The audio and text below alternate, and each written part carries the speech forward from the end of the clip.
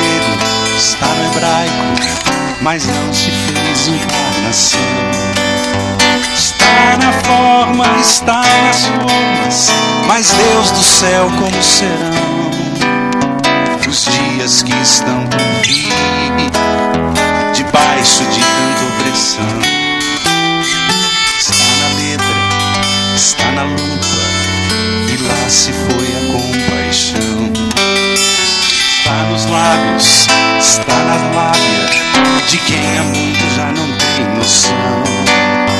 Dos desvarios, dos vãos desvios, da estupidez, da ostentação, em olhos que não querem ver a sua própria condição. A lábia é falsa, os lábios tremem, a lupa aumenta, a letra mata, a lua é pobre, o livro fecha e o templo é pedra. A lábia é falsa, os lábios tremem, e a lupa aumenta, e a letra mata, que a lua é pobre, o livro fecha e o templo é pedra. Está no templo, está no livro, mas não está no coração. Está no grego, está no hebraico, mas não se fez encarnação. Está na forma, está nas formas, mas Deus do céu, como serão os dias que estão por vir, debaixo de tanta opressão. Está na letra, está na lupa, lá se foi a compaixão. Está no lábio, está na lábia de quem há muito já não tem noção. Os desvarios, os vãos desvios, da estupidez, da ostentação, em olhos que não querem ver a sua própria condição. E a lábia é falsa, os lábios tremem, e a lupa aumenta, a letra mata, e a língua é pobre, o livro fecha e o templo é pedra. E a lábia é falsa, e os lábios tremem, e a lupa aumenta, e a letra mata, e a língua é pobre, o livro fecha e o templo é pedra.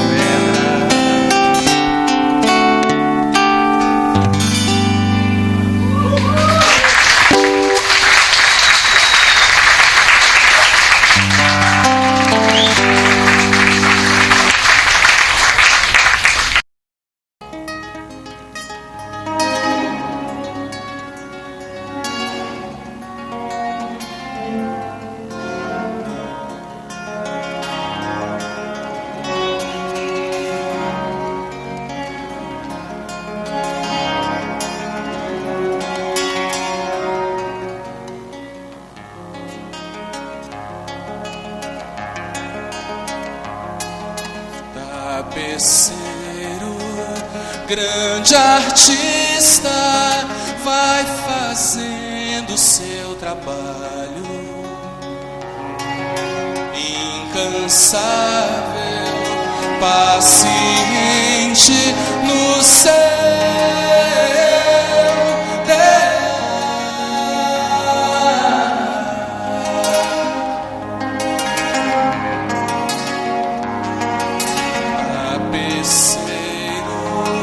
Não se engana, sabe o fim desde o começo.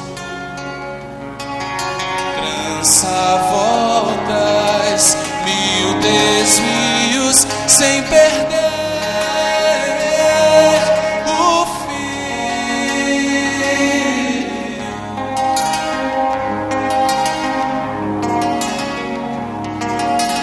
Minha vida é obra de tapeçaria tecida de cores alegres e vivas, e fazem contraste no meio das cores nubladas e tristes. Se você olha do avesso, nem imagina o desfecho.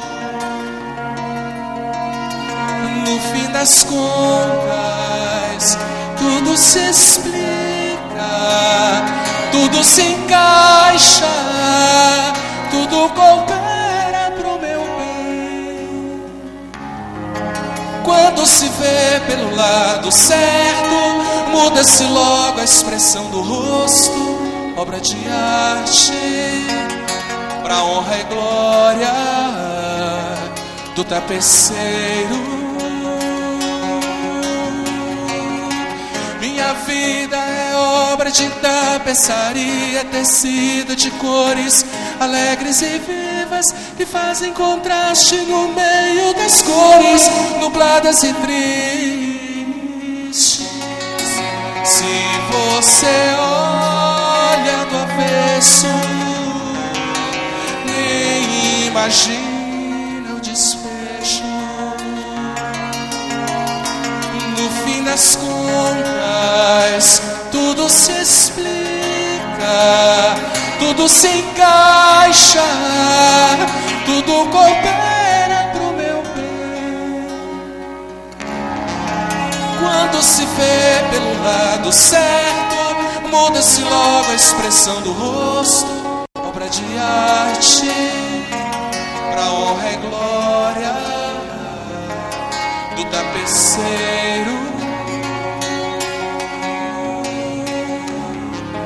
Quando se vê pelo lado certo, todas as cores da minha vida dignificam a Jesus Cristo, o tapeceiro.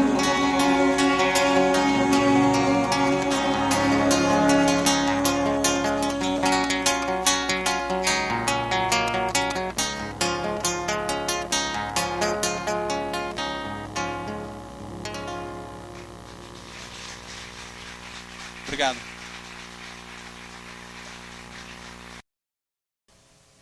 Eu falei para a Adriana que eu não sabia o que ia pregar e já faz um bom tempo que eu nunca sei o que eu vou pregar. Muito tempo. Fiquei 30 anos da minha vida quase sempre sabendo o que eu ia pregar. Eu saía de casa e raramente eu não sabia o que eu ia pregar. De vez em quando é que dizia assim, gente, eu tinha preparado isso, agora eu vou pregar aquilo. Heraldo lembra. Mas, em geral, eu sabia. Só que de 7 anos para cá eu não sei mais nada. E eu me sinto assim de uma irresponsabilidade absoluta. Eu oro, o Senhor me fala, e aí às vezes Deus me esquenta o coração com uma coisa que me consome. Eu digo, eu vou dividir isso com o povo. Aí vem aquela voz lá dentro e diz assim, não, mas eu não te falei isso para você dividir com o povo, não, isso é para você.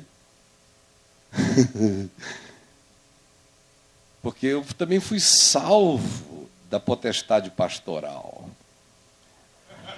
que é aquela coisa de tudo que vem ao coração para dividir com o povo. Comigo não é mais assim agora não, eu existo, Deus fala comigo só para mim, eu não tenho certas coisas que falar com ninguém. Estou livre desse mal. Agora, me criou um problema enorme, né? Porque a Bíblia eu podia agora dizer assim, qual é o texto que você quer que eu pregue? E qualquer um podia levantar aí e dizer o texto que fosse. E como ela está toda dentro do meu coração, é muito fácil pregar. Qualquer um. Eu sei dos contextos históricos, as relações, as cronologias, os significados, e praticamente não houve texto na Bíblia que eu não tenha pregado durante esses 33 anos. Então tem um acervo interior imenso, quase inesgotável, mas isso não vale também.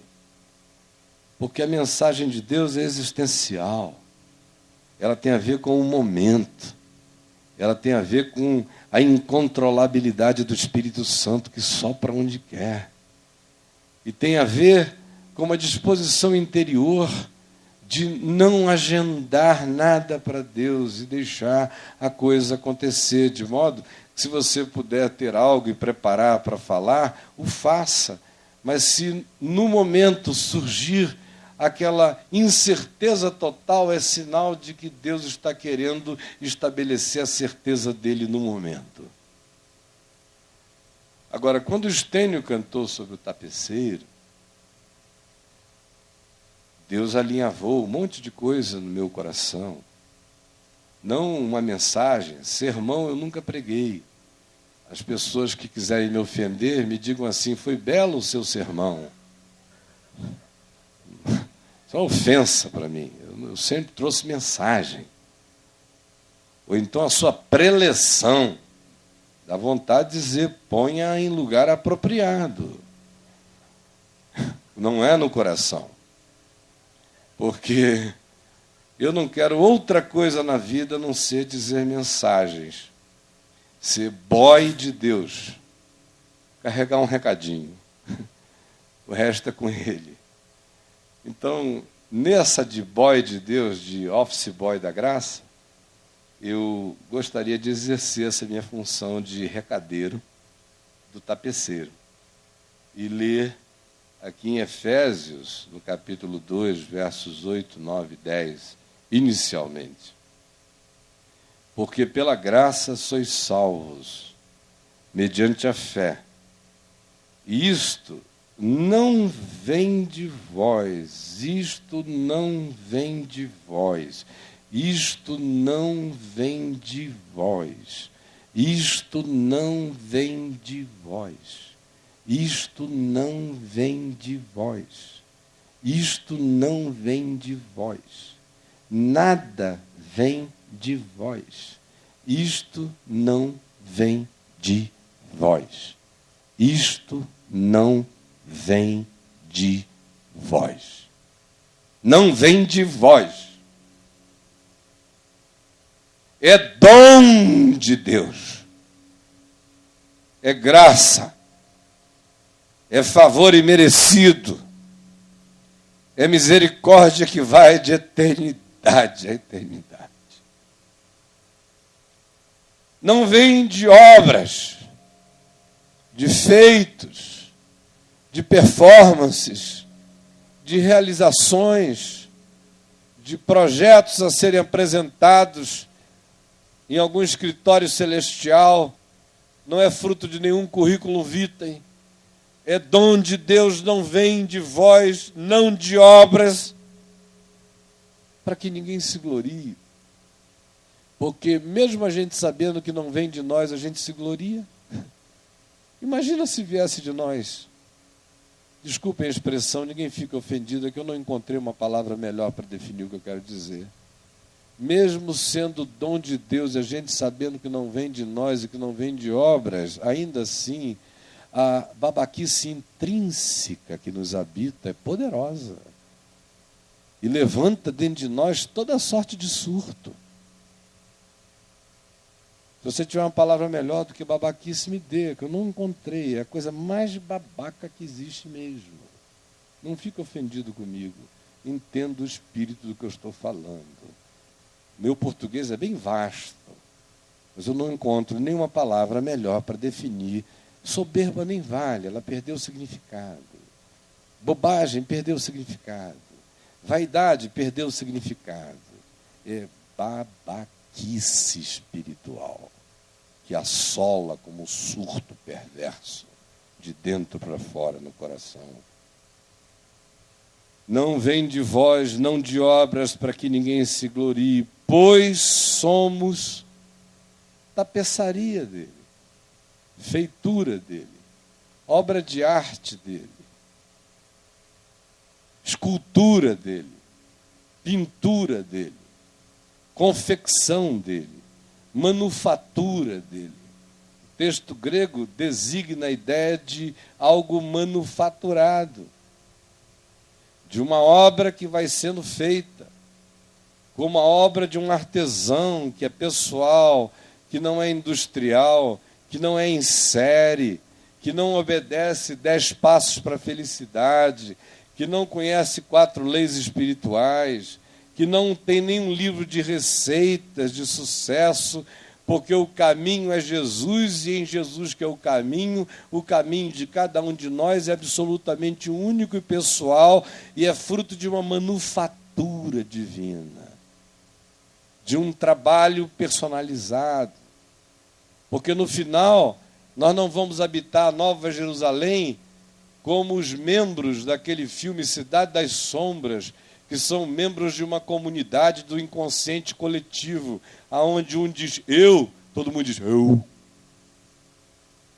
No final, na Nova Jerusalém, morre o egoísmo, Acaba o individualismo, brota a individuação, porque cada um de nós recebe uma pedrinha branca, em cuja pedrinha está escrito um nome que ninguém conhece, exceto aquele que o recebe. Isso significa a singularidade absoluta da realidade do nosso ser na comunhão com o eu sou. Por isso é manufatura.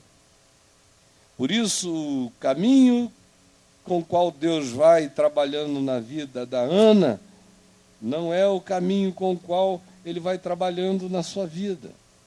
Por isso, as veredas antigas que você me apresentou ali são furadas de antemão, porque não existem veredas antigas, só existe a vereda do dia chamado hoje. E ela se aplica a cada indivíduo particularmente, não há meio de criar um manual. Isso não é o Detran, é o caminho da graça. Não é uma highway americana. É a via particular de cada um com Deus e que ninguém conhece.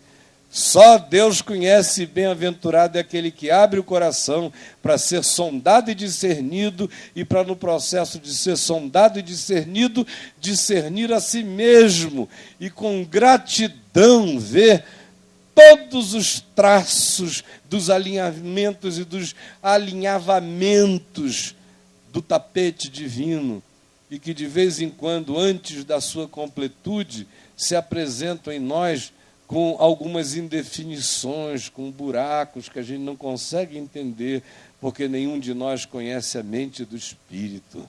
Mas se o nosso coração confiar, a gente pode ter certeza que o resultado é de deixar todos os anjos do cosmos e do universo em estado de embasbacamento e de perplexidade.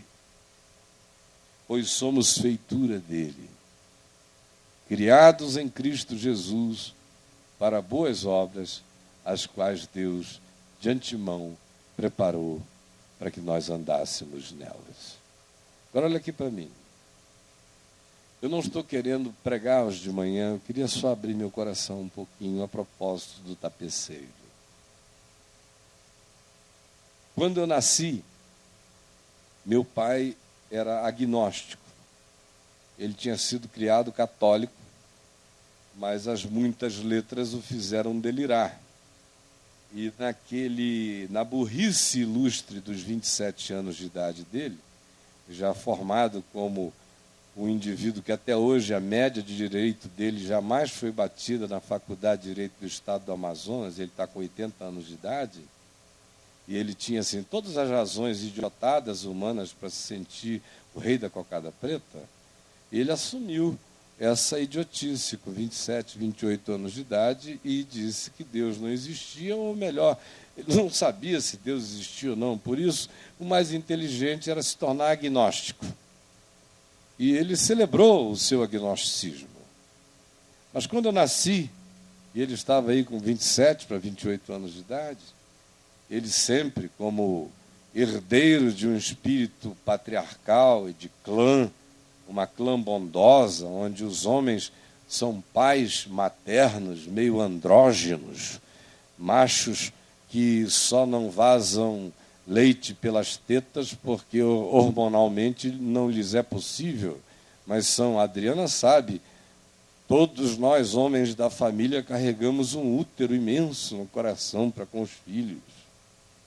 E ele não fugiu a essa regra, ele queria muito ter filhos e, especialmente, tinha vontade de que o primeiro filho dele, como se pensava a antiga, fosse um homem, o seu herdeiro. E lá nasci eu.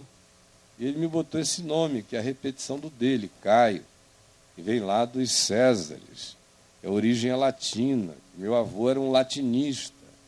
E Caio significa alegria e bordão, serve para as duas coisas. Quando não faz o cara gargalhar, desce o pau na cabeça dele. Então, Caio Fábio, da Araújo Filho. Nasci, e ele disse que não sabia o que fazer comigo.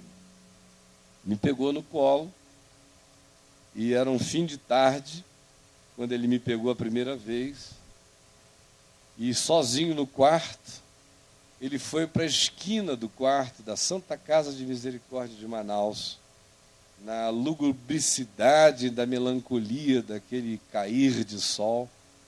Ele disse que teve um impulso, uma coisa quase compulsiva, de me pegar nos braços sem saber porquê, e de me levantar aos céus, e dizer: não sei se Deus existe, mas se Deus existir, eu estou oferecendo esse meu filho a Ele. E a única coisa que eu peço a Deus, se Deus existir, é que Ele não seja um padre. Porque eu tenho muita vontade que Ele conheça o amor de uma mulher. E eu tenho muita vontade que Ele gere filhos. Por isso, eu não sei se Deus existe, mas se Deus existir, Deus, faze dele um homem teu. E como a única referência que ele tinha era de pastor que servia a Deus, supostamente casava e tinha filhos, ele me ofereceu para ser pastor. Nunca me disse nada. Os anos passaram, eu tive uma infância extraordinária, onde teve de tudo, de muito bicho, a muito elemento lúdico da floresta, muita macheza, muita caça, atividade sexual extremamente precoce. Sofri um estupro aos 5 anos de idade, estupro de mulher sobre mim. E eu não posso dizer, minha mulher sabe disso, que eu fiquei descontente. Era um menininho de 5 anos de idade, não sabia o que estava acontecendo, mas aquilo acontecia toda noite até os 7 anos, eu acabei gostando. E quando meu pai descobriu, mandou a mulher embora. Mas só que ela foi embora, mas deixou uma coisa em mim que não se desinstalou nunca mais, né? E eu não tive aquela infância de sexualidade morta entre 5 e 10 anos de idade, porque vocês sabem, pela psicologia, que a sexualidade de um menino é extremamente agressiva desde o tempo em que ele mama até os 5 anos de idade, que é quando ele sente vontade de apertar peito, apertar coxa, apertar bumbum. Vocês já viram isso em casa? Menino reina, né? Ah! Parece que o garoto está doido. Aí, quando de repente ele chega aos 5 anos de idade, ele vai ficando meio morto. Aí ele já não gosta mais de menina, ele fica com vergonha de tirar roupa na frente de mulher, aí ele entra no clube do bolinha, menina é proibido, aquele negócio todo, até que ele chega aos 10, 11 anos, aí ele se abre para sempre. Eu não tive esse interregno entre os 5 e os 10. Passei da sexualidade raivosa infantil para uma gulosa naquele período dali para frente. Mas o tapeceiro estava trabalhando. Papai sempre foi um homem extremamente carinhoso, ao mesmo tempo austero. Eu não aprendi a gargalhar na minha casa. Eu aprendi a ser alegre e a sorrir, mas a minha casa não é uma casa de gargalhadas. Alegria, muita celebração, pouca gargalhada. Todo sábado ele me fazia brigar com um amigo 3, 4 anos mais velho do que eu, para treinar um jiu-jitsuzinho básico que o meu tio estava começando a nos ensinar. E só servia com gente mais velha, porque ele dizia que com o mais novo não faz sentido, ganhar de pequeno é covardia. Do teu tamanho não faz sentido, porque é a tua obrigação. Então, meu filho, você vai ter que aprender a brigar para cima. Porque aí você vai apanhar, apanhar, apanhar, até você aprender a como é que o outro te bate. E na hora que você aprender como é que o outro te bate, você vai bater nele, se desviando dos métodos dele, acertando ele como ele não espera.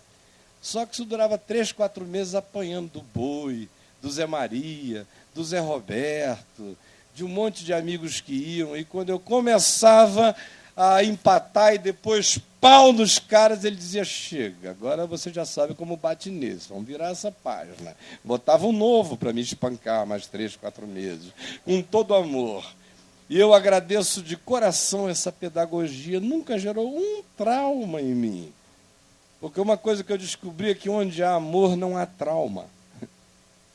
Não há trauma. E eu olhava na cara dele e via que só tinha amor e uma vontade enorme de forjar um homem para a vida. Os anos passaram, veio a Revolução, ou golpe militar de 64. E ele foi atingido radicalmente, perdeu tudo que tinha, estava numa situação financeira maravilhosa, foi levado a um inquérito militar, passou vergonha de ter o nome dele nas primeiras páginas dos jornais, acusado de conluio com o governador Gilberto Mestrinho. E meu pai era advogado do governador e de todo mundo, dos ricos e famosos na cidade, mas não tinha nada a ver com política, foi uma perseguição aleatória, mas que o deixou num estado horroroso. No surto da grandeza dele, como não podia deixar de ser, poder, dinheiro, de carreirinha evoca sexo.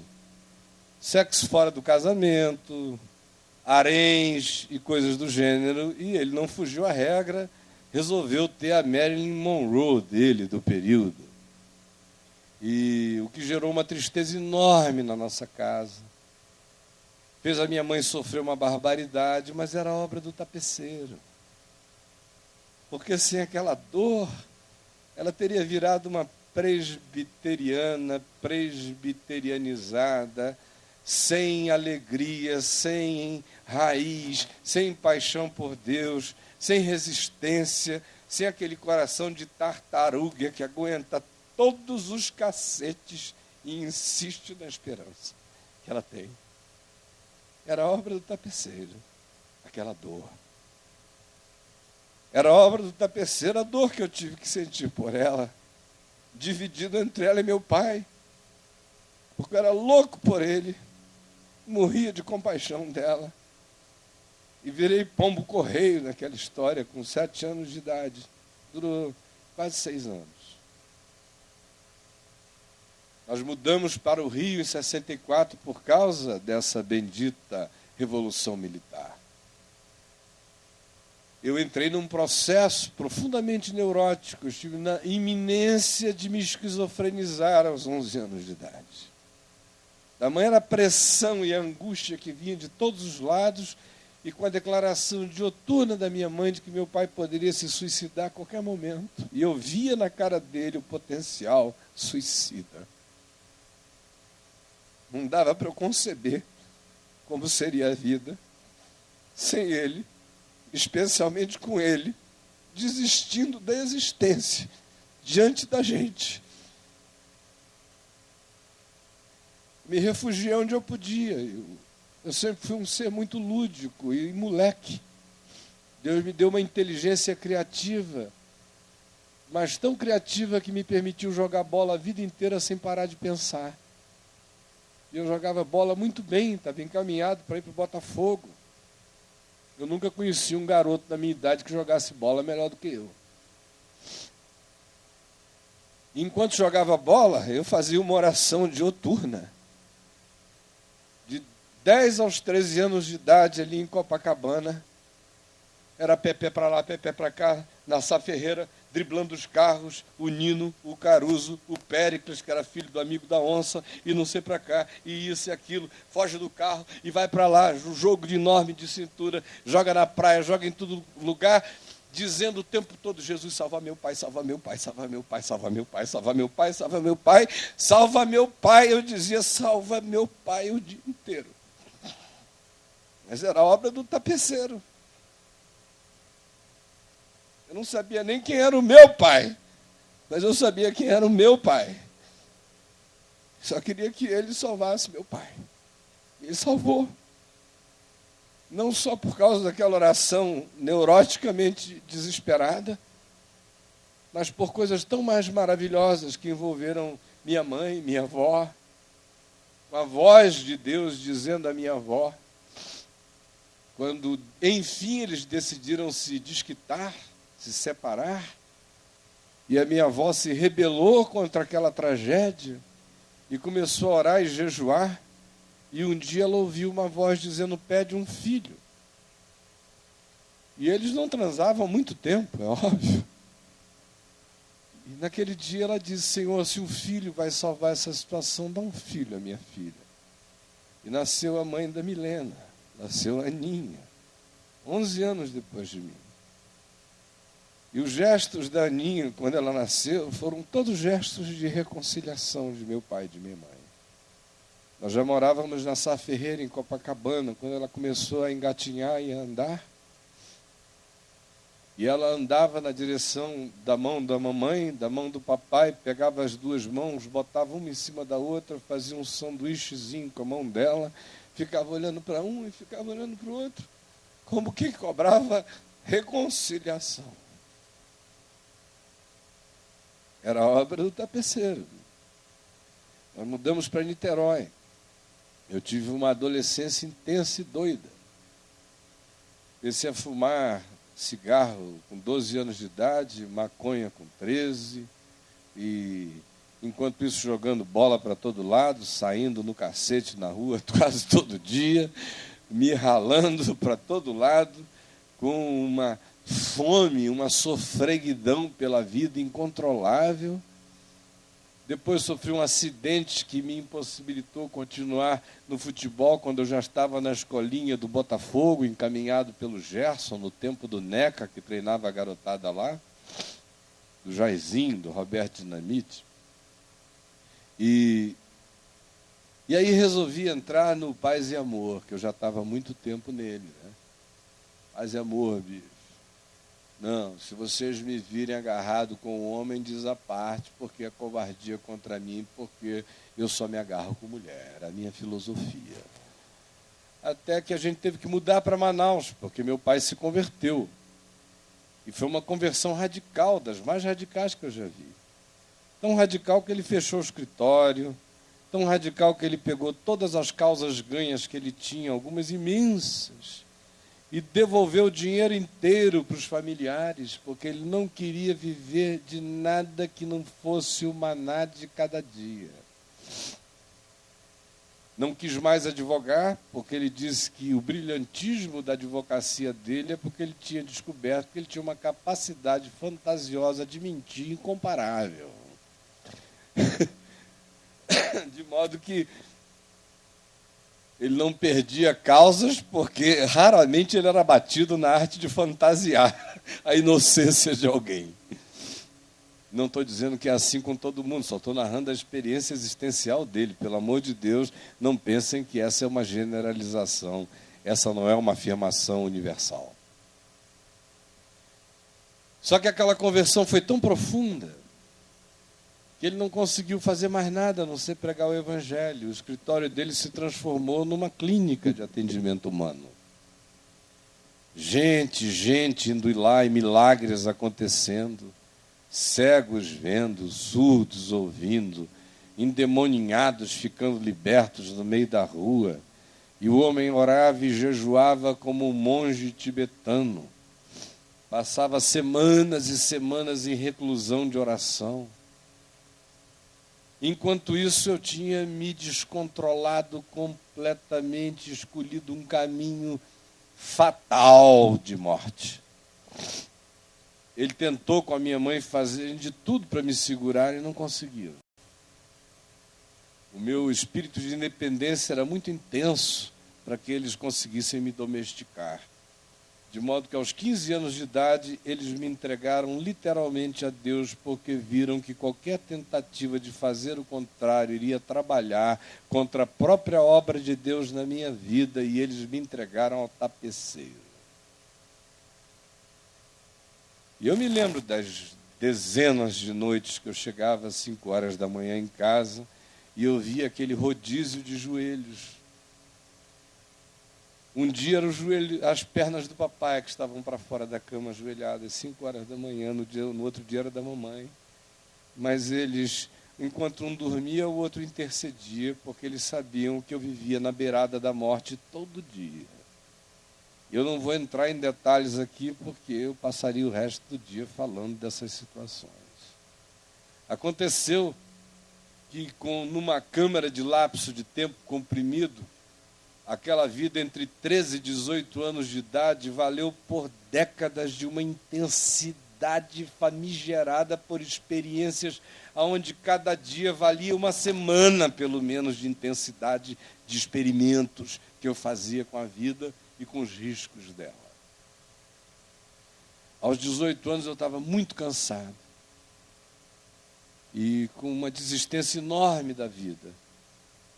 E foi quando o evangelho que eu conhecia, o Jesus que de nome eu sabia, a quem eu orava por instinto e cultura familiar, me visitou como revelação pessoal, já não tendo nada a ver com o elemento da informação distribuída no âmbito da família, mas como experiência particularizada, individual, em processo de individuação, de singularidade, de invasão do amor de Deus no meu ser, me arrebatando de uma maneira tão violenta como aconteceu com meu pai, porque 3 meses depois eu já não conseguia fazer outra coisa senão pregar o evangelho, e nunca mais parei. Nunca mais consegui parar, porque aquilo me consumia de dia e de noite. E a sensação que eu tinha era como se eu fosse filho da geração da ressurreição, como se eu fosse colega de Pedro, de Tiago, de João. Eu nunca me senti filho de Calvino, nunca me senti, obrigado, Carlão, nunca me senti um subproduto da religião. A sensação que me dava é de que eu tinha conhecido Jesus como Paulo tinha conhecido Jesus na estrada de Damasco, que tinha sido uma coisa que tinha invadido meu peito, que não tinha nem pai, nem mãe, nem princípio de dias, nem fim de existência, que era conforme a ordem de Melquisedeque, que era um encontro dele comigo, e que ele tinha um desígnio para a minha vida, e que eu não podia fazer nada a respeito, a não ser me entregar ao tapeceiro. Eu fiz com todo o meu coração, com toda a radicalidade do meu ser. Assim como não tive medo de morrer, eu não tive nenhum medo de viver para Ele.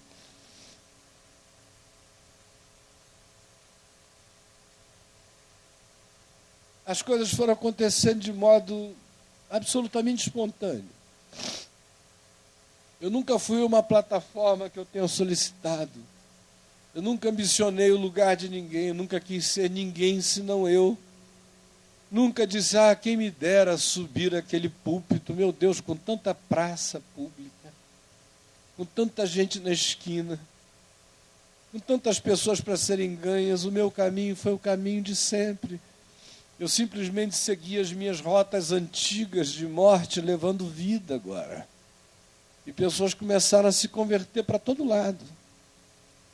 De modo que foi a religião que foi me caçar. E eu nunca tive nenhum interesse de qualquer vínculo com ela. Prova disso é que eu me neguei terminantemente a ir ao seminário. Eu sempre entrei nos seminários dos protestantismos para dar aula a minha vida inteira, nunca para estudar aquele negócio. Os anos foram passando e eu estava garoto, de 23 anos de idade, já estava na televisão desde os 19, a cidade inteira me assistia. Aos domingos, de 6h30 da tarde às 7, literalmente a cidade toda ouvia aquele menino maluco pregar o evangelho com bom senso e sabedoria. Porque eu nunca pedi a Deus para me fazer um milagreiro, embora Ele tenha me usado muito. Nunca pedi a Deus para me fazer um exorcista, embora o Heraldo lembre das filas de possesso o dia inteiro lá, e eu libertando gente em nome de Jesus o dia todo. Mas a oração que eu fazia de dia e de noite era, Senhor, me dá discernimento. Eu quero discernimento, eu quero discernimento. Eu não quero ser enganado. E não quero enganar. Eu quero discernir espíritos e discernir tua palavra. E discernir teu coração. De modo que eu era garoto, mas nunca tive acessos de infantilidade. O evangelho na minha boca foi maduro a vida inteira. De repente, morando lá em Manaus, eu me dei conta de que os ecos do que eu estava fazendo repercutiam no país inteiro e eu não sabia. Aos 23 anos de idade, eu já estava com programas de televisão em metade do país. Aos 26 anos, entramos no país inteiro. Em 1983, eu era um garoto de que idade? 27 anos, por aí. Houve o maior congresso da história brasileira, chamado Congresso Brasileiro de Evangelização, lá em Minas. Com todos os caciques, o CBE, do Brasil, todos os presidentes de denominação, de missões, de paraeclesiásticas, missionários, professores de teologia, de todo tipo. E aquele garoto de 27 anos que nunca tinha procurado nada, estava sendo escolhido unanimemente por todos eles para falar a mensagem de encerramento daquele conclave que até hoje é considerado o evento de maior significado que já houve na história do mundo evangélico brasileiro. Eu não procurei nada daquilo. Aonde eu fui, Deus me levou. Nunca bati em porta alguma pedindo uma oportunidade, elas se abriram como o portão se abriu para Pedro ao sair do cárcere da Fortaleza Antônia, automaticamente. Chegou um tempo na vida em que absolutamente tudo que eu botava a mão dava certo. E aí vai ficando uma coisa extraordinariamente estranha, que é quando você começa a ganhar certeza que se você tocar nas coisas, elas vão dar certo. E esse é o inverso da maldição, é a maldição da certeza do dar certo. Que é uma porcaria. Mas eu me lembro que aos 38 anos de idade eu estava idoso, reverenciado neste país e no mundo inteiro. E eu fui ficando blasé para aquela coisa toda, porque o espírito das minhas esperanças relacionadas à transformação da igreja foram diminuindo, porque eu fui vendo que quanto mais se pregava, menos aparentemente havia consciência do Evangelho, e cada nova moda que chegava, eu via as pessoas que antes tinham dito que haviam crido, embarcarem nas novidades mais loucas. Quando eu cheguei aos 38 anos de idade, eu estava com um temor. Eu me lembro que eu olhava em volta, eu via tanta tragédia, e a minha vida não tem uma pedrinha no sapato. Aquela família tão gostosa, filhos que me amavam imensamente, eu louco por eles. Tudo azeitado e gostoso, respeitado aonde ia, reverenciado por velhos encanecidos e amado por jovens de todas as gerações, inclusive pelas crianças, em relação a quem eu nunca fiz nenhum esforço especial, e de uma maneira muito estranha, elas têm uma identificação visceral comigo. Vocês sabem como os filhinhos de vocês acabam gostando de mim de graça. Tem uns que me chamam de Jesus, de Papai do Céu. Agora de Papai Noel, né? Mas eu me lembro, desde Manaus, que eu passava pela rua, de vez em quando eu ouvia uma criança gritar para a mãe: mamãe, lá vai Jesus, mamãe. Acho que eles me ouviam pregando o tempo todo sobre Jesus, lá vai Jesus. Ou então, ó, Papai do Céu chegou.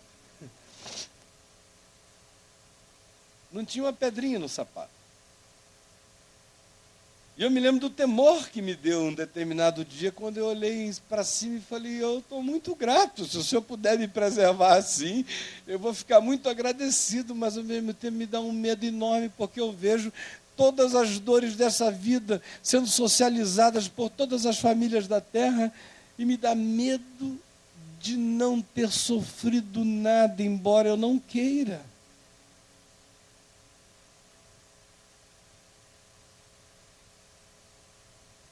Cada vez mais as coisas só ascendiam. Se eu tivesse tido algum tipo de ambição humana, que eu sei que não tive, eu teria desde 28, 29 anos de idade não feito outra coisa senão pregar o Evangelho em cada país da terra, porque todo ano eu tinha 45 convites de países distintos para ir pregar para multidões para todo lado, fora as entidades americanas que me ofereciam salários exorbitantes para não fazer outra coisa, a não ser ficar viajando e pregando sem nenhuma preocupação, podendo vir ao Brasil 2 vezes por mês se eu quisesse, mas o meu coração dizia, não, esse não é o chamado de Deus para mim. Aí a gente iniciou a década de 90, que foi uma década avassaladora, triturante. Até então, 80% do significado da minha vida e ministério ecoavam de maneira retumbante para dentro da igreja evangélica no país inteiro e fora dele, mas não para a sociedade como um todo. Mas de 89, 90 para frente, tudo que eu dizia repercutia em todas as camadas sociais, de dentro da igreja evangélica até as discussões econômicas, políticas, sociológicas, antropológicas, de segurança pública e de qualquer outra natureza. De repente, também sem procurar ninguém nem coisa alguma, eu me vi nas rodas dos marinhos, dos donos das mídias, de todo esse pessoal querendo conversar, ouvir, se aconselhar, pedir ajuda, literalmente ajuda muitas vezes. E aí, começa aquela coisa de se você não estiver presente, não acontece. O que já era um fenômeno no meio evangélico desde que eu era menino, agora se transformara num fenômeno secular. Vamos criar uma entidade chamada Viva Rio, mas se você não estiver presente, ela não vai acontecer, não vai ter pegada. Lá tinha eu que entrar numa coisa que não era a minha vocação essencial. Um amigo liga e diz, olha, tem uma fábrica minha sendo desativada aí no Rio porque sofreu um incêndio, eu não sei o que fazer com ela, eu estou doando para você. De repente, lá estou eu fazendo uma fábrica de esperança enorme, que abençoou milhares de pessoas e foi um ícone social na história do Brasil, mas não era o chamado de Deus para a minha vida.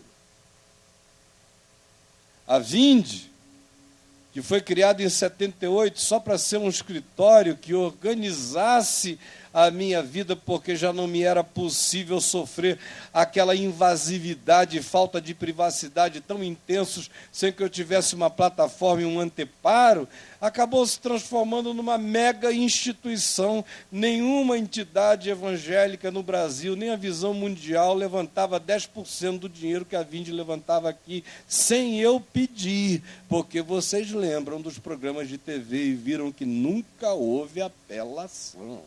O pessoal dava pela credibilidade, pelo respeito e pela certeza de que a designação era honesta e ia tudo para o reino de Deus. Aí chegou um ponto que eu não tinha mais tempo para trabalhar, para mim mesmo. Porque a Globo queria me entrevistar 3 vezes por semana no RJTV. Porque eu tinha um compromisso de 15 em 15 dias no Bom Dia Brasil. Porque a Leda Nagli queria que eu fosse toda hora no não sei o quê. Porque o ele e ela queria isso e aquilo. Porque tudo que é programa de entrevista no Rio, ou em São Paulo, ou fora dali, queriam que eu estivesse presente num certo sentido, era uma coisa maravilhosa para divulgar o Evangelho. Mas algo fibrilava dentro de mim, dizendo que eu estava me afastando da simplicidade do chamado original. Mas era obra do tapeceiro. Quando nós chegamos aí por 91, 92, 93, 94, houve aqueles embates públicos horrorosos com a Igreja Universal do Reino de Deus. Porque o chamado grupo da caminhada, o grupo ético dos evangélicos, Dragantin, meu amigo, fazia parte dele, com tantos outros companheiros, me diziam que não aguentavam mais a identificação da sigla evangélica com aquela coisa maluca da Idade das Trevas, pré-reformada, medieval. E que era preciso haver um divisor de águas, era ou não era? E o melhor divisor de águas que havia era eu, porque a mídia me ouvia, me respeitava, eu dava cara às coisas. Lá eu fui eleito por aclamação presidente da EVB. Lutei até a última hora para o Darcy Duzilek ser o presidente, porque eu achava que a entidade fazia sentido, mas que eu não tinha o chamado para incorporar aquele tipo de institucionalização ministerial que era contra a minha liberdade profética. Acabei entrando. Foi um horror. Porque uma coisa é você fazer uma cruzada de evangelização numa cidade, como eu fazia aos milhares, e acorrerem para aquela plataforma a máfia maçônica da confraria da perversidade eclesiástica, e ficarem todos disputando 40, 50 assentos atrás de mim para aparecerem na televisão, e para me cumprimentarem, um bando de bandidos. Mas eu apenas ouvia falar do eco do banditismo deles e, sinceramente, quase nem acreditava que alguém pudesse fazer uma oração e ser tão perverso daquele jeito. Mas quando eu me tornei presidente da Associação Evangélica Brasileira, eu tive que meter a mão no intestino grosso daquele negócio. Era podre e fétido. Tinha ordem de matar. Tinha gente que mandava amarrar e bater.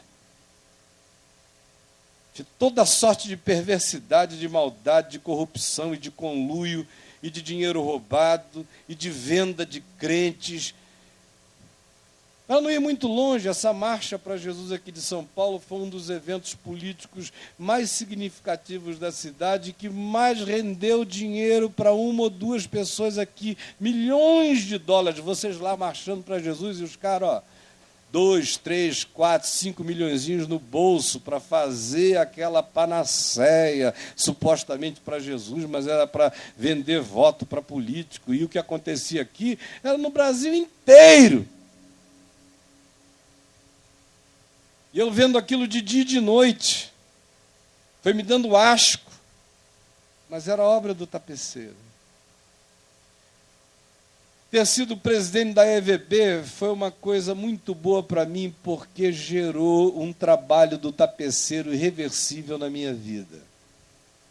Porque em 1994, depois de ter perdido a esperança acerca da convertibilidade do chamado movimento evangélico, que no início eu pensava que não se convertia, porque não tinha acesso ao evangelho e à palavra, mas uma vez tendo tido eles acesso ao evangelho e à palavra durante décadas, e continuando daquele jeito, na minha presença dizendo amém, que bom, tomara que você continue a dar essa cara boa ao povo evangélico, que era para eles poderem botar as carrancas de lobos roubadores e devorarem as carnes do povo sem que as pessoas percebessem. Quando eu fui vendo que eu estava sendo instrumentalizado por uma obra diabólica, eu me lembro da oração que eu fiz na minha sala, lá na Vinde. Quando eu pedi de todo o coração a Jesus que me libertasse daquilo. Eu digo, eu não sei como é que eu saio, o que eu vou dizer para esses 30 milhões de crentes? Desculpem, foi um engano. Ou estou tirando férias no Quênia. Cheguei a ter uma vontade, um ímpeto enorme de mudar para Angola e Moçambique. A Adriana sabe disso. Eu vou ver se eu saio daqui para ver se a genuinidade e a simplicidade do Evangelho, no qual eu creio, podem ser restaurados na minha vida sem que eu seja esse representante de classe, esse ser presidencial de uma nação pútrida. Mas não tinha saída. Como não tinha saída a Vinde. E a gente tinha começado lá, Socorro Brasil, Heraldo, eu, Adri, Tutuca, Manelzinho, Rai. Uma era possessa, ficou liberta. Só tinha gente doida, que tinha crido e estava dando coração. Tudo simples. Todo mundo voluntário, como eu era voluntário. Eu não tenho INSS, eu não tenho coisa nenhuma, eu sou voluntário até hoje.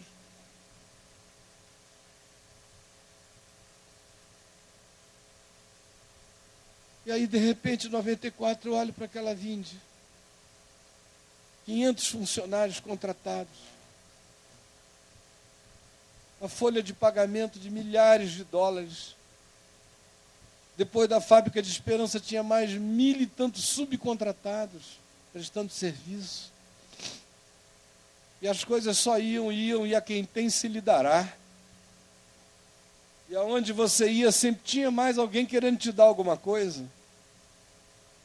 Um dia eu disse ao João Roberto Marinho, olha, o Tivita me chamou e a gente teve uma conversa, ele me ofereceu um canal na TVA de graça.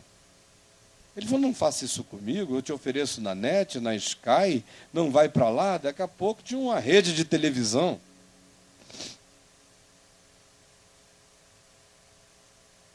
Tinha vontade de ver uma revista de qualidade cristã. Eu já fui muito criança, muito bobo, já tive muitos sonhos acerca dessa comunidade evangélica. Achava que ela podia se converter. Aí fiz um acordo também com o Tivita. Depois do domingo, o Alzugaray me chamou e disse, não, faz aqui comigo. E nós fizemos a revista Vinde. Obras sociais para todos os lados, cruzadas em todos os lugares, programas distribuídos de todas as formas, mas no meu coração aquela angústia no ano de 94, dizendo, Senhor, eu sei que o tempo mais produtivo da minha vida, no que diz respeito à relação com gente, foi antes dessa máquina toda começar. Eu não sei como parar esse negócio, não sei como estancar essa roda gigante, mas pelo amor do teu nome, me salva disso.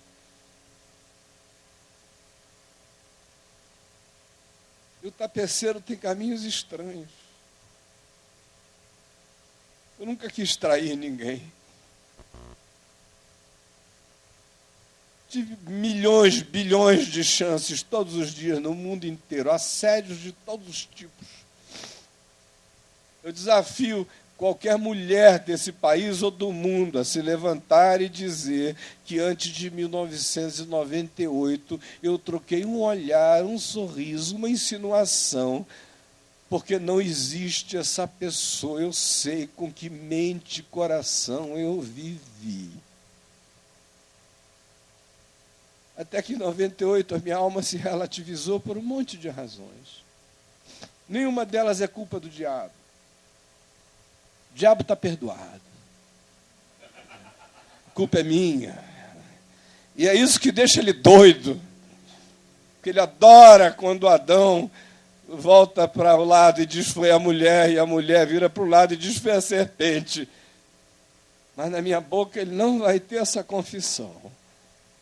Porque eu sou antropos de Jesus Cristo, o homem, em pé, para dizer para Deus, a culpa foi minha. O diabo que se vire com a diabrura dele. A minha eu chamo pelo nome.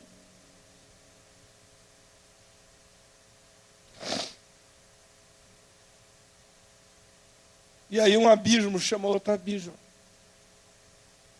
E aquela angústia enorme do que tinha acontecido deflagrou um processo de um sofrimento indizível. Tão angustiante que eu comecei a querer parar de pregar. Comecei a cancelar todas as cruzadas, todos os eventos, queria acabar os congressos da Vinde, não queria publicar mais livro. Disse para mim mesmo que o último livro que eu estava escrevendo foi o Confissões de um Pastor, que foi um livro no qual eu tentei contar para as pessoas como eu podia, que o meu processo de ruptura estava estabelecido. Mas ninguém viu nada, todo mundo achou só uma bênção. Agora que eles olham e dizem,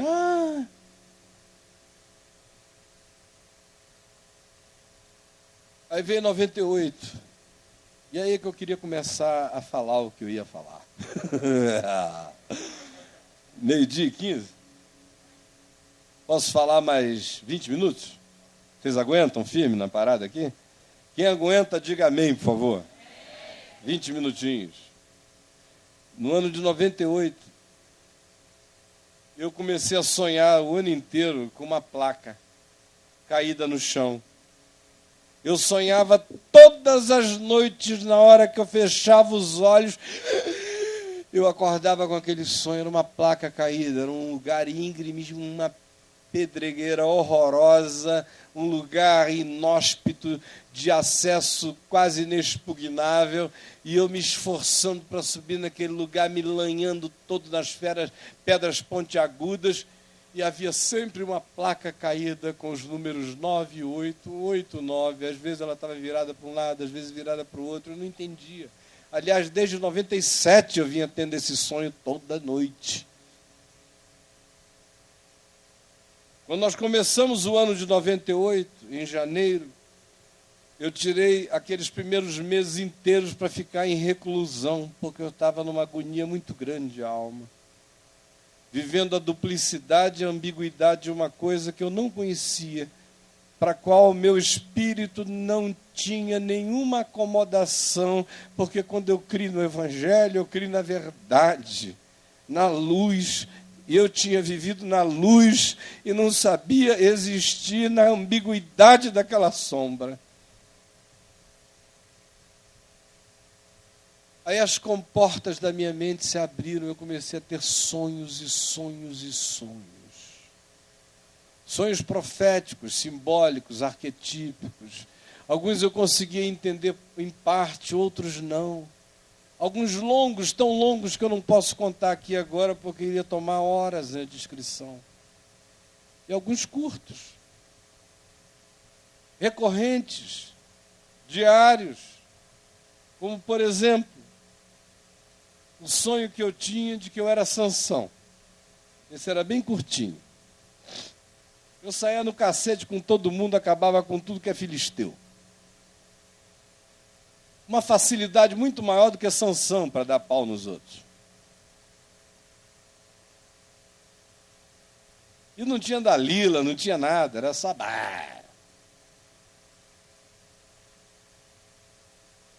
E aí, ao final do sonho, eu voltava-me sempre para o céu e eu dizia para Deus: Senhor, os teus inimigos estão vencidos.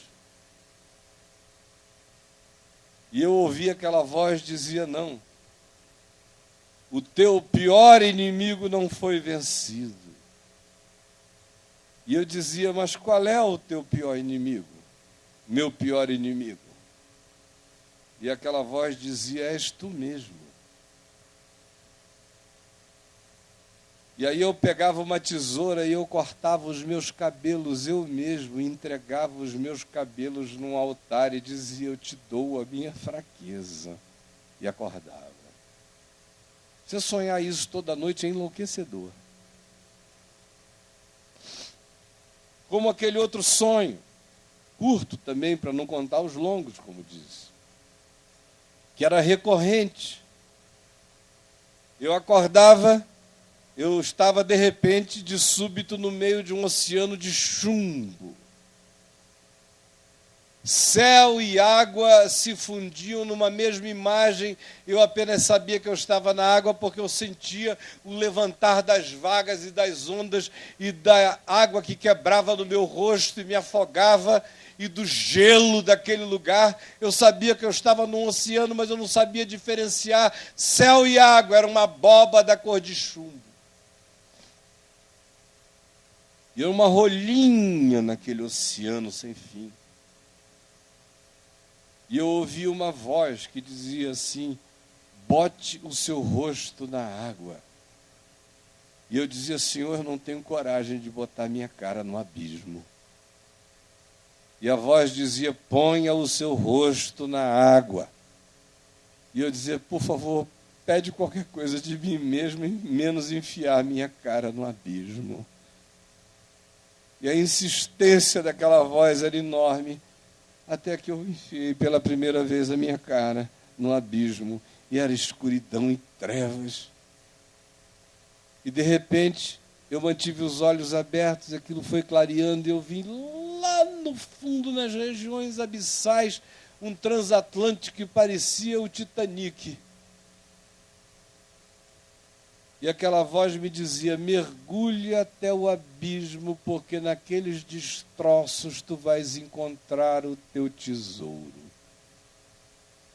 Noite após noite sonhando esse sonho, acordando suado e apavorado e me dizendo: pelo amor de Deus, não me faz mergulhar no abismo. E eu podia sair multiplicando os sonhos. Mas um dos mais significativos naquele processo foi um sonho que a mãe dos meus filhos teve a meu respeito, depois que nós já estávamos separados há 1 ano. E quando ela estava com todas as razões femininas, humanas, emocionais, para estar magoadíssima comigo. Mas um dia eu desci em casa e ela estava na varanda. Eu vi que ela tinha acordado há pouco tempo, estava aflita. Nós estávamos divorciados e separados, mas aquele fim de semana ela estava visitando a minha casa, porque os meninos todos estavam morando comigo. E ela tinha vindo para o Brasil passar um tempo só. E ela chegou ali, eu vi que ela queria me falar alguma coisa. Ela disse: olha, eu tive um sonho muito estranho com você. E eu falei: qual foi? Ela disse: eu estava com a Silvia e a Cíntia, que são amigas da família a vida inteira. Durante muitos anos elas me chamavam de papai, porque é uma relação muito afetiva, moravam na nossa casa. Os meus filhos chamavam-nas de Mana Silvia e Mana Cíntia. E elas estavam no sonho com a Alda numa praça europeia, cheia de frutas. Parecia um daqueles lugares franceses de Paris, Paris medieval. De repente ela disse que ouviu a batida de tambores. Bum, bum, bum, bum, bum, bum, bum, bum, bum, como se fosse haver um fuzilamento. E a multidão inteira correu para a praça. E agarraram-se às murais, grades do palácio, sem poderem entrar no lugar do fuzilamento, a multidão inteira se agarrando ali. E ela disse que olhou para o lado e havia uma criancinha lourinha ao lado dela, olhando perplexa para ver o que ia acontecer. E ela disse: de repente, saiu o pelotão e seguindo o pelotão vieram 5 de você. Veio você quando eu te conheci, novinho, com aquele cabelão grandão, com aquelas roupas extravagantes e pregando o evangelho. Depois veio um segundo você, imenso, nefilímico, vestido de paletó e gravata, desproporcional e inumanamente grande. Só que no seu rosto não havia a sua cara, havia um espelho, de modo que quem quer que olhasse para você não via você, se via. Extremamente significativo do ponto de vista psicológico. Um espelho de reflexos e projeções e transferências. Um ser totêmico. Seguindo esse você enorme, vinha você como você está agora, em 99. Com essa aparência, com essa energia, com esse sentimento, com essa angústia. Seguindo você, conforme você está hoje, vinha você bem mais magro, você menor, você não tão grande, mas você com a sensação de que os seus pés estavam colocados numa raiz que ia até o fim do mundo e da terra, plantado em alguma coisa sólida, sem aparência de grande, mas enraizado no âmago das coisas. E depois vinha você idoso, uma versão do seu pai, só que era você. Mas eu olhava, parecia o espírito do seu pai em você. E vocês foram colocados no paredão. E houve a ordem para o fuzilamento. E os tambores batendo, as ordens dadas, as armas apontadas. E quando eles iam matar vocês 5, você de hoje, você que estava no meio, você de agora, você angustiado e aflito, levantou a sua mão para o alto e falou alguma coisa incompreensível, parecia um mistério, um juramento que ninguém podia entender, que só era entre você e Deus, e você levantava e falava com os céus, com a sua mão fechada. E depois, para concluir o que você dizia, você trazia a mão ao peito. Só que você não vira no processo que o seu braço tinha se transformado numa adaga árabe. E quando você botava o braço no peito, a sua mão entrava no seu coração e você morria. Mas quando você morria, gerava uma grande comoção no povo. E as pessoas começaram a gritar: ele já morreu, deixem os outros. Ele já morreu, deixem os outros.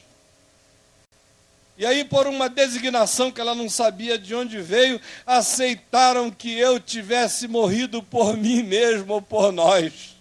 5.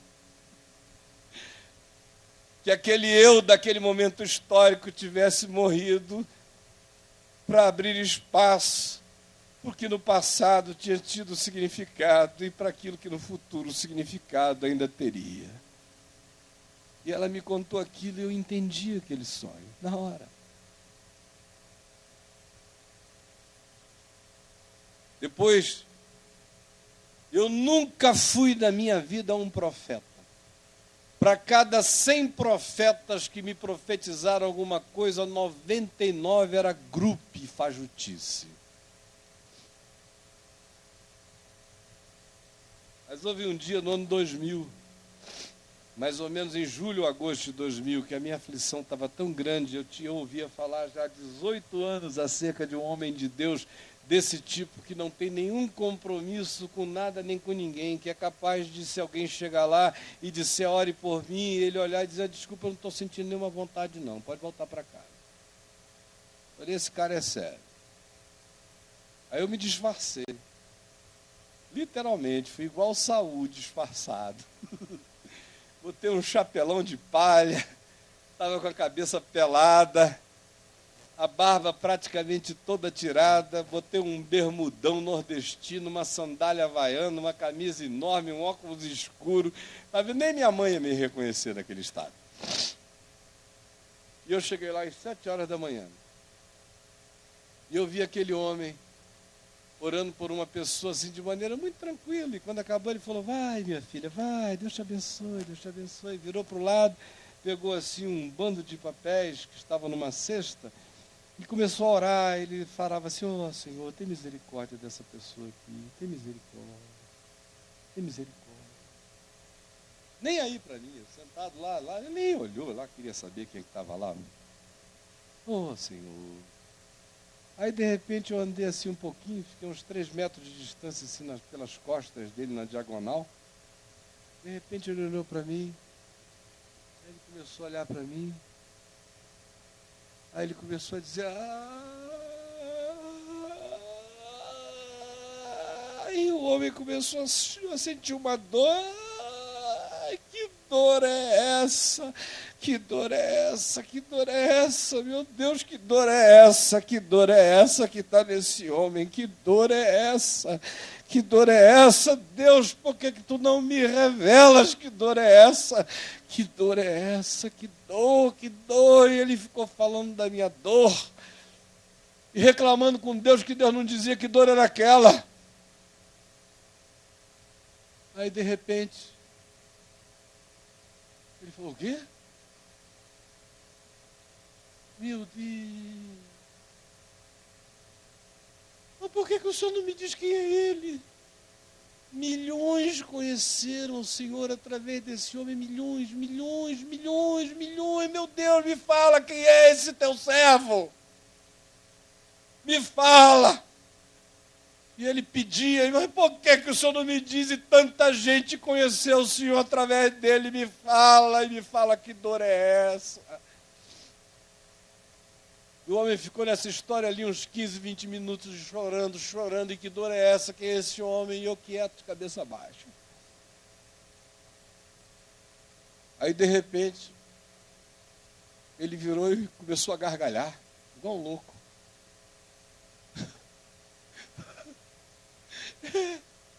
Senhor, não, o quê? Eu olhando para o cara. O senhor está abrindo um portão para ele, é? Um portão invisível, é? Um portão que ninguém pega. O que é isso, meu Deus? Que portão lindo é esse? Portão que eu não entendo. Esse portão existe, mas ninguém pega. Que portão é esse?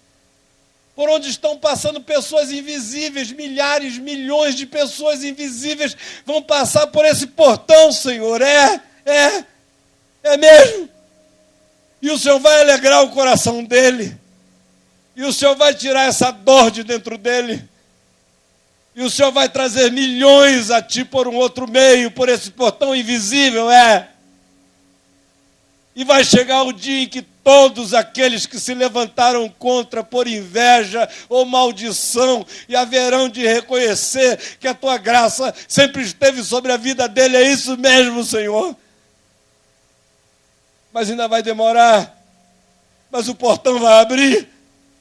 Mas me diz quem é esse homem, Jesus, me diz quem é esse homem. E eu ali quieto. Aí quando eu já ia saindo, não teve papo entre a gente. Ele chegou e me disse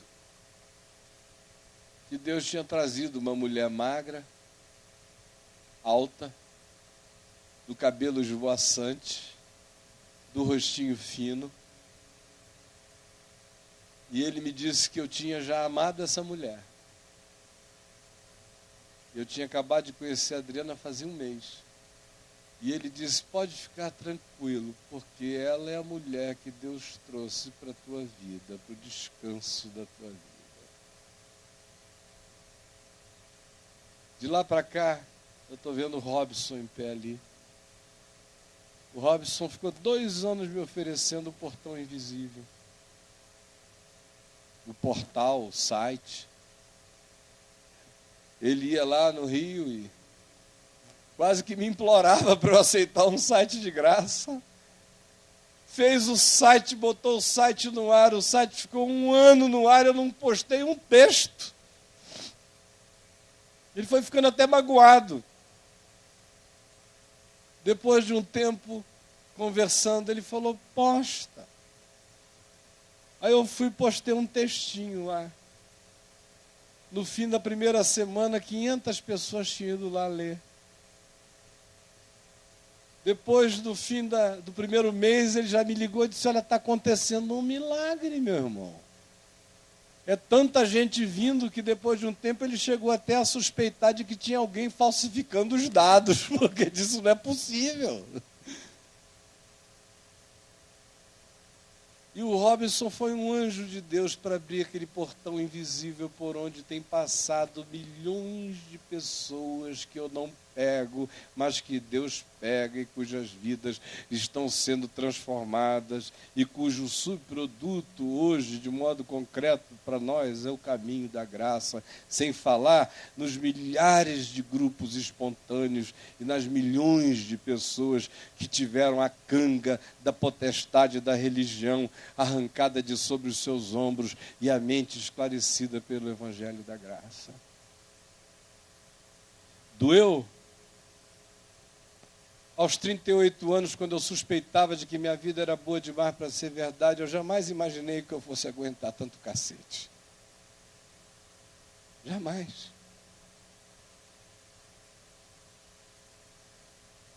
De tantas formas diferentes. E aí você vai descobrindo que não importa o cacete, só importa se você está na mão do tapeceiro. que às vezes ele tem que refazer aquele barro muitas vezes. Repintar aquele quadro uma quantidade enorme de vezes. Às vezes é obra de Miguel Ângelo ter que misturar terra com sangue para dar uma cor própria. Mas no fim fica irretocável. Eu agradeço ao tapeceiro pela mulher rendeira que ele colocou na minha vida. Ela me ensina a fazer renda, eu ensino ela a namorar. Eu agradeço ao tapeceiro por todas as afrontas cabidas e descabidas, por todos os juízos próprios e os milhões de juízos impróprios, por todas as dores que faziam sentido e por todas aquelas que sentido algum faziam, que era perversidade do diabo, o coração, usando o coração de irmãos ou de supostamente irmãos. Agradeço ao tapeceiro todas as noites de desespero. Agradeço ao tapeceiro o engano horroroso no qual eu me vi enredado no final de 98, quando de súbito eu me vi sem nunca ter feito absolutamente nada para chegar naquele caminho, sem nunca ter almejado coisa nenhuma daquele tipo, ao contrário, tendo abominado a minha vida inteira o chamado mundo político, com o qual eu mantinha relações tensas e proféticas o tempo todo. De repente, lá estou eu com um processo sendo movido pelo presidente Fernando Henrique Cardoso, por calúnia e difamação, primeiro caso de calúnia secreta no Brasil, porque eu nunca falei nada em público a respeito dele. Decepção com o Lula, que era amigo, pedindo todo dia ajuda, e depois virou as costas. Benedita da Silva, eu estava ao pé da cama dela em toda a depressão. De repente, de súbito, ela que ficou o ano inteiro me implorando para dizer quem era a pessoa que sabia daquela história, no final ela não sabia de nada, e foi quem disse à mídia que eu era o responsável pelo assunto. Agradeço ao tapeceiro pela ironia de há 2 anos atrás ter mandado o presidente Fernando Henrique Cardoso suspender o processo contra mim por constatar a minha total inocência. Tudo coisa do tapeceiro, eu não movi uma palha. Minha mulher sabe que eu não movi uma palha. Porque a convicção que me deu foi: eu não vou fazer nada, eu tenho um advogado no céu. Ele é o Deus de Nabucodonosor, ele dá um sonho a um cara desse, o bicho não acorda. Ou então acorda decidido a fazer a justiça da verdade. Eu não vou fazer nada. Eu agradeço ao tapeceiro ter levado o meu filhote há 2 anos e pouco atrás. Foi levado antes que viesse o mal e entrou na paz.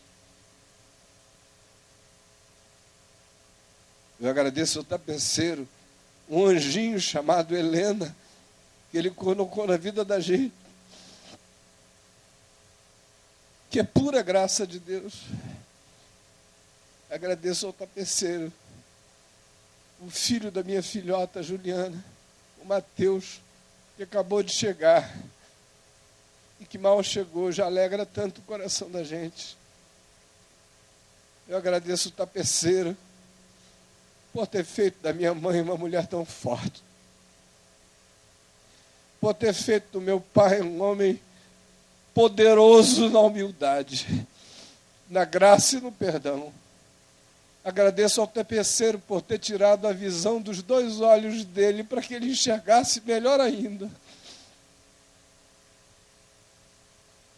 Agradeço ao tapeceiro todas as coisas, porque cada linha, cada cor, vermelha, rosa, cinza, púrpura, cada uma com cor de primavera, de verão, de outono ou de mortalha, no final estão contribuindo para fazer a melhor obra que se poderia fazer num ser tão impróprio como eu.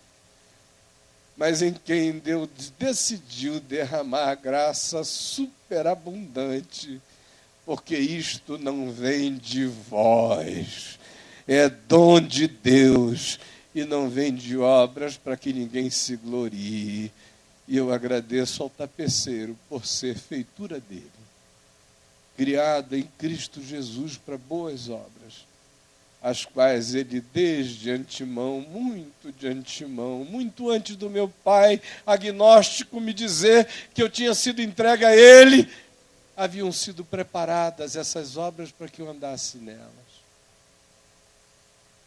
E aos 21 anos de idade, quando eu estava sendo formalmente ordenado pastor presbiteriano na Igreja Presbiteriana Central de Manaus, foi que meu pai me chamou no quarto e pela primeira vez ele me disse, no dia 15 de março de 1955, quando eu fiquei sozinho com você, a primeira vez no quarto, agnóstico, eu levantei você aos céus e entreguei você a Deus, pedindo a Ele as coisas que pedi. E somente agora, 21 anos depois, eu estou dizendo isso a você. A conclusão dele não foi com essas palavras, mas foi com esse espírito. Porque grande e maravilhoso é o tapeceiro que vai tecendo a nossa vida.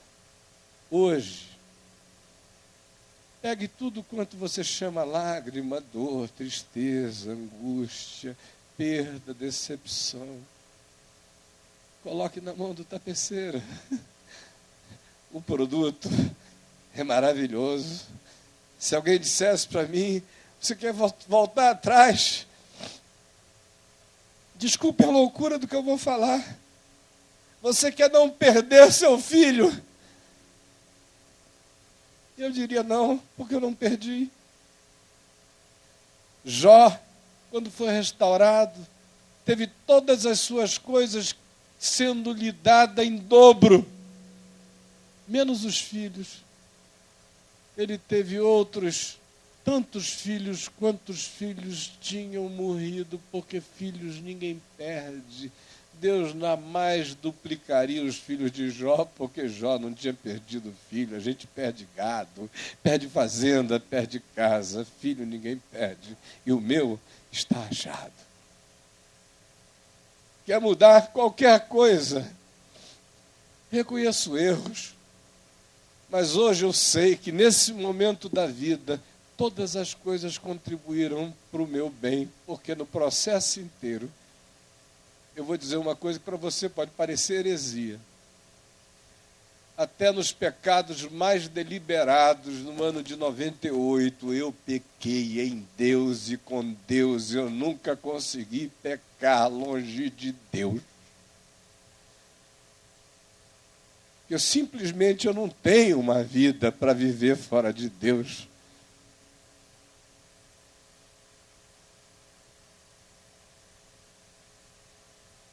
Então junte tudo isso, porque o Salmo 56 diz que as nossas lágrimas estão sendo recolhidas nos seus odres, nos odres dele.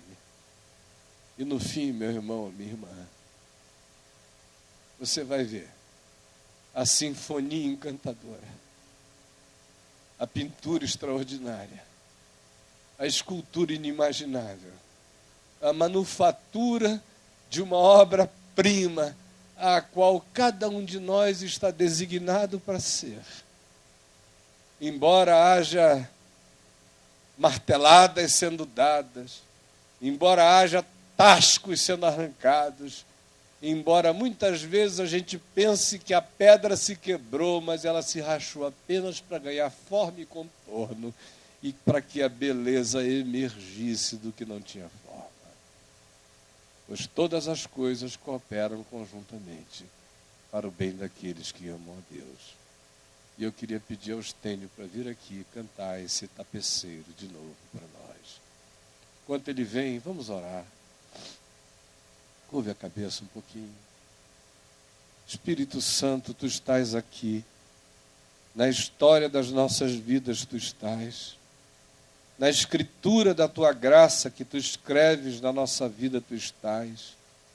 na carta viva que Tu estás escrevendo em nossos corações e por nossas vidas Tu estás, nas epístolas de perdão, de misericórdia, de graça e de sabedoria que Tu estás escrevendo pelas nossas existências, Tu estás.